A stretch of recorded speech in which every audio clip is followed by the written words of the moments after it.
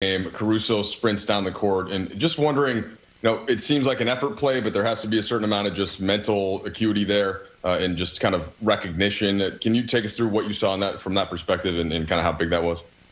Anytime you have a turnover, you just want to have a quick twitch, try to get back and try to recover the play. And that's exactly what we did, starting with AC getting back, and then all of us just kind of formed the wall.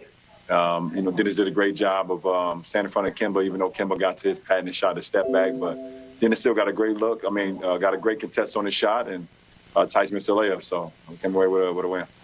Frank spoke about shortening the rotation to 9 for tonight, and that's been something he's been juggling with. You have 11 guys at least who you'd like to give more minutes for. Just your experience over the years and what it's like having the rotation like that and how that impacts guys night in, night out. As professionals, we all just have to stay ready when our number is called. We're here for one reason only, and that's to try to win a championship, and that's what it is. Calgon? Hey, AD talked a little bit about sort of just not wanting to lose 3 in a row and having a little extra energy from that. In what ways do you feel like maybe that extra energy or extra desire to break the losing streak came out tonight in your guys' performance as a team? Well, we don't want to lose 1 in a row, and then we take pride in losing 2 in a row, and we did that, and in Philly and Detroit. So we knew we was coming into a hostile environment and a hostile building, understanding how good this team is, and we had to play some really good basketball in order to win, and we was able to win 1 possession more than they were tonight and come away with it. Ken? Hey, LeBron.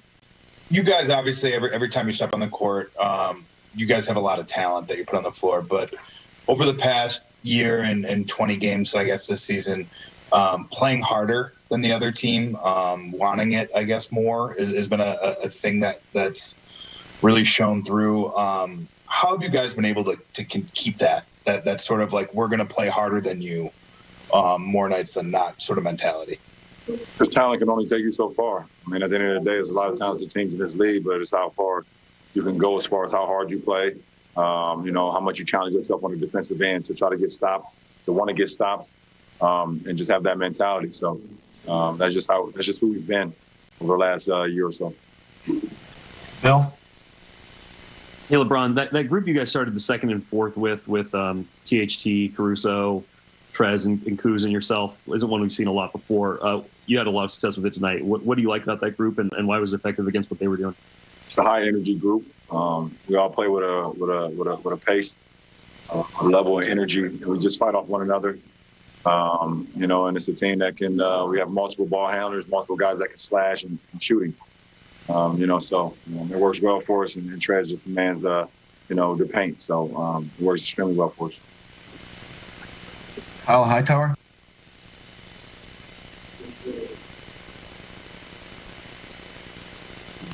Kyle, I think you're on mute. Yeah.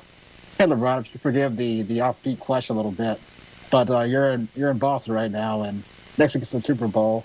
You gave a shout out to Tom Brady last week. Just congratulate him for making it back to another Super Bowl. What did it do for you to see a guy like him playing at the level he is at his age and do what he's doing at that high level, getting back to the pinnacle of his sport?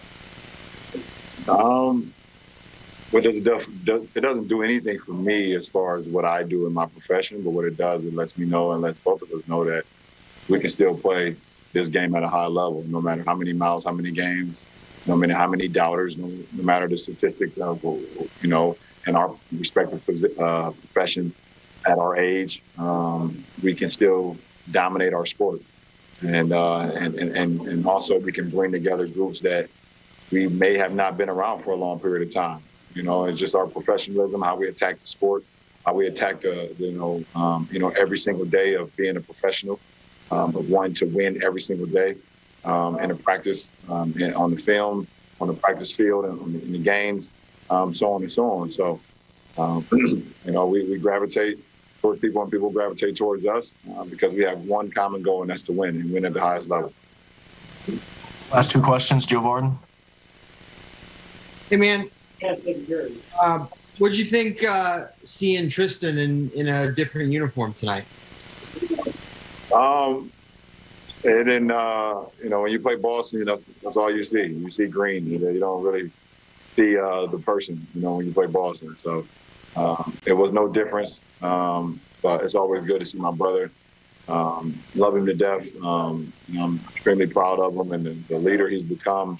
He's like now a vet for this team, and they're going to use his knowledge, throughout the course of this season, both on and off the floor. So I'm happy for him. Last question, Melissa Rowland.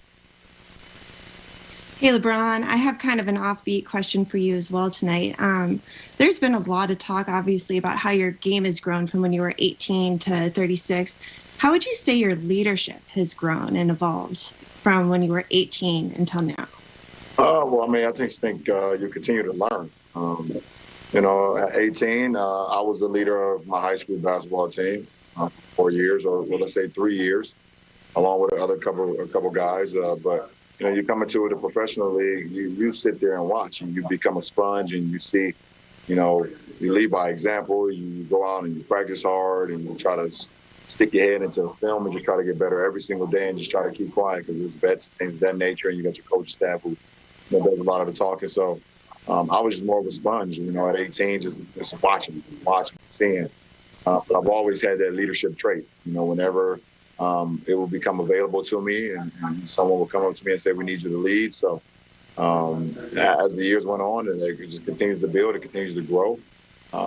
And I know who I am as a person, as a basketball player, and I have a lot of knowledge to give to my teammates and to franchises that I've been a part of in my career. So, welcome to Access Sportsnet. Lakers, driven by your Southern California Honda dealers, Chris McGee, James Worthy, Mike Bresnahan, the birthday girl, Allie Clifton, working the postgame with Mike Trudell. The Lakers beat the Boston Celtics in a thriller in the Garden. They are now 4-2 on this road trip. Guys, they were up 96-89, the Lakers, with a minute 40 left. At that point, they had outscored Boston 25-15, I believe, in the fourth quarter. James Tatum got hot, brought the Celtics back, and the Lakers kind of dodged a bullet there at the end and walked away with the victory. You take it any way you can.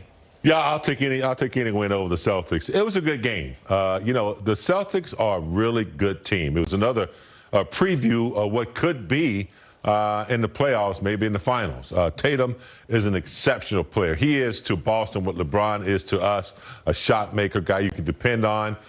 They played a good game collectively.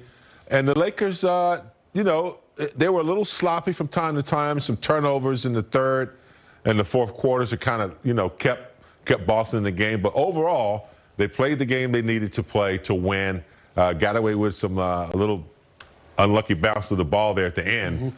But we'll take the win on the road. Yeah, LeBron much better in the fourth quarter tonight than a couple nights ago against Detroit. He was scoreless in that fourth, and that just doesn't happen.